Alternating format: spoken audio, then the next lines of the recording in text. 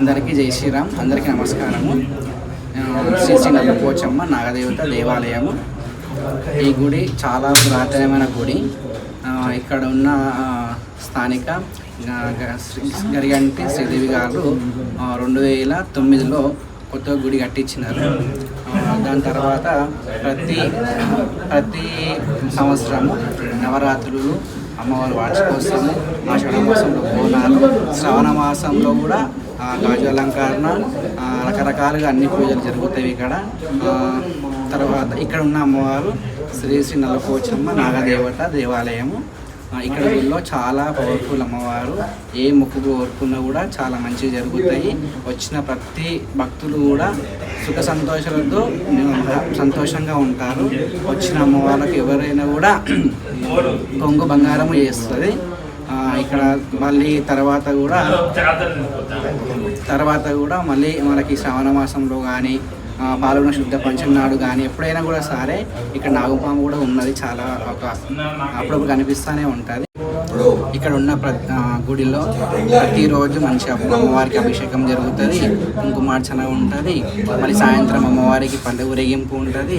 మళ్ళీ ఇక్కడ ప్రతి శ్రావణ మాసంలో గాజు అలంకరణ, బతుకమ్మ పండుగ జరుగుతాయి. తర్వాత మళ్ళీ ఇక్కడ వచ్చిన వారు శ్రావణ మాసంలో అమ్మవారికి ఉయ్యాల సన్నిధి కూడా ఉంటుంది, పల్లకి సన్నిధి కూడా ఉంటుంది. తర్వాత ఆషాఢ మాసంలో అమ్మవారికి శాకంబరి అలంకరణ కూడా ఉంటుంది.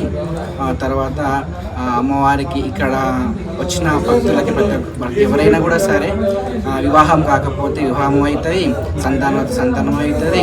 తర్వాత ఆరోగ్యాలు కూడా ఉంటాయి. మొక్కుకున్న వారు ఇక్కడ కోరికలు నెరవేరిన తర్వాత అమ్మవారికి వాళ్ళకు తోచినంతగా బంగారం కానీ, కొంచెం వెండి కానీ, తర్వాత లేకపోతే వాళ్ళకు చీరలు కానీ, బియ్యం కానీ, ఇట్లా ఏదైనా కూడా వాళ్ళకు తోచినదని అమ్మవారికి సమర్పించుకుంటారు.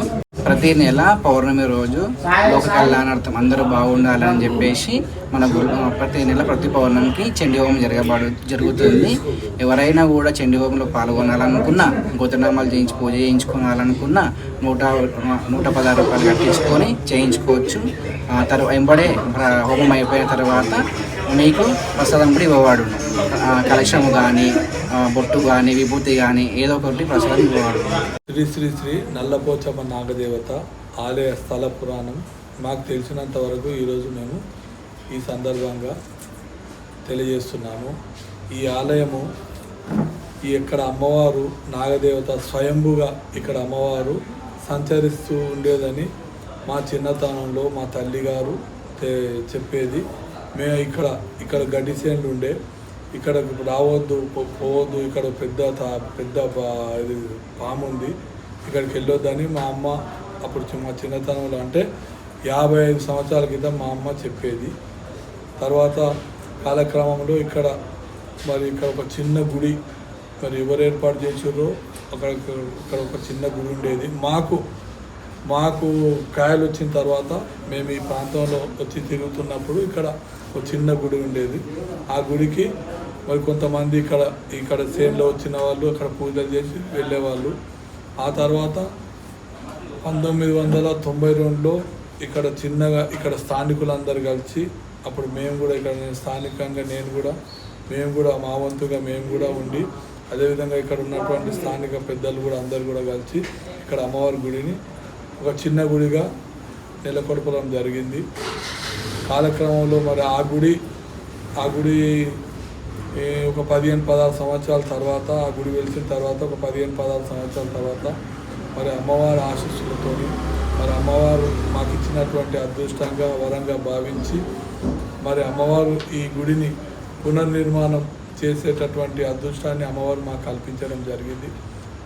2008లో మొదలుపెట్టి 2009లో ఈ ఆలయాన్ని, ఇప్పుడున్నటువంటి ఈ దేవాలయాన్ని మేము నిర్మించడం జరిగింది. ఆ తర్వాత ప్రతి ఏడు కూడా అమ్మవారిని నవరాత్రి దేవి శరన్నవరాత్రి ఉత్సవాలలో అమ్మవారికి రోజు నిత్యాభిషేకాలు, రోజు ఒక అలంకారం, అమ్మవారికి ధూపదీప నైవేద్యాలతో పూజించడం. అదేవిధంగా బోనాలు ఘనంగా ఇక్కడ బోనాలు కూడా ఘనంగా ప్రతి ఏడు నిర్వహిస్తున్నాము. అదేవిధంగా మరి అమ్మవారి వార్షికోత్సవం కూడా మరి ఘనంగా వైభవంగా నిర్వహిస్తున్నాం.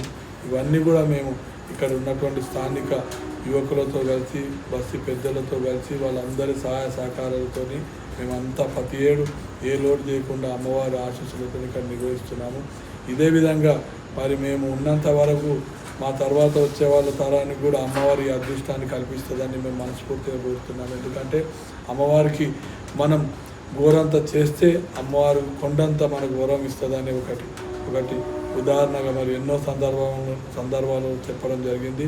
చెప్పడమే కాదు, సాక్షాత్తు మాకు మరి అమ్మవారి ఆశీస్సులతోనే మేము ఈరోజు ఈ విధంగా ఉన్నామంటే సాక్షాత్తు ఈ అమ్మవారి ఆశీస్సులతోనే మేము ఉన్నాము. కాబట్టి ఈ అమ్మవారిని మేము తప్పకుండా మరి మేము ఉన్నంత వరకు కాకుండా మరి మా తదనంతరం కూడా ఈ అమ్మవారికి ఏ లోటు లేకుండా చూసేటటువంటి ఏర్పాట్లు చేస్తాము. అదేవిధంగా ఇక్కడ ఉన్నటువంటి యువకులు కూడా అమ్మవారి పట్ల చాలా భక్తి శ్రద్ధలతో ప్రతి ఏడు అమ్మవారికి చేస్తున్నటువంటి అనేక సేవా కార్యక్రమాలలో వాళ్ళు కూడా చురుకుగా పాల్గొని అమ్మవారికి వారి వంతు సహాయ సహకారాలు సేవ కూడా అందిస్తున్నారు. వాళ్ళందరికీ కూడా వాళ్ళ కుటుంబాలకు కూడా అమ్మవారి ఆశీస్సులు ఉండాలని, వాళ్ళు కూడా భవిష్యత్తులో మంచి స్థాయికి మంచి ఉన్నత స్థాయికి ఎదగాలని అమ్మవారిని ఈ సందర్భంగా మనస్ఫూర్తిగా కోరుతూ మరి ఈరోజు అమ్మవారి బోనాల ఉత్సవాలు మరి ఈరోజు అమ్మవారి బస్తీ తరఫున అమ్మవారి పలహారం బండి అమ్మవారి రథోత్సవం కూడా నిర్వహించడం జరిగింది. ఈ కార్యక్రమం కూడా మరి ఘనంగా దిగ్విజయంగా పూర్తి చేయడం జరిగింది. మరి ఇక ముందు కూడా అమ్మవారి కార్యక్రమాలు అన్నీ కూడా ఇదే విధంగా జరపడానికి అమ్మవారు మాకు శక్తిని సంపూర్ణ ఆరోగ్యాన్ని ఇవ్వాలని అమ్మవారిని మనస్ఫూర్తిగా ఈ సందర్భంగా మేము కోరుతున్నాం. అంతేకాకుండా మరి అమ్మవారు కూడా ఇక్కడ స్వయంభుగా మరి సంచరిస్తూ ఉంటుంది నాగదేవత రూపంలో. ఎందుకంటే ఇక్కడ ఉన్నటువంటి స్థానికులకు అనేక పర్యాయాలు అమ్మవారు ఒక 10-12 అడుగుల ఉన్నటువంటి నాగదేవత అనేక సార్లు అనేక పర్యాయాలు ఇక్కడ ఈ ఆలయంలోకి వచ్చి చాలాసేపు ఉండి ఈ చుట్టుపక్కల ప్రాంగణంలో తిరిగి సంచరించి అనేక మందికి దర్శనమిచ్చి అమ్మవారి ఇక్కడ నుండి మాయమైనటువంటి సందర్భం ఉంది. ఆలయం నిర్మించిన తర్వాత ఎన్నోసార్లు ఇక్కడ ఆ సందర్భం ఆ విధంగా జరగడం ఆ విధంగా సంఘటనలు జరగడం జరిగింది. కాబట్టి అమ్మవారు స్వయంభుగా ఇక్కడ ఉన్నది, సంచరిస్తూ ఉంటుంది. అమ్మవారు ప్రతి ఏటా ఏదో ఒక సందర్భంలో ఇక్కడ వచ్చి అమ్మవారు సంచరిస్తూ అనేక మందికి ఇక్కడ దర్శనమిస్తుంది. అది ఈ ఆలయం విశిష్టత ఈ సందర్భంగా తెలియజేస్తుంది.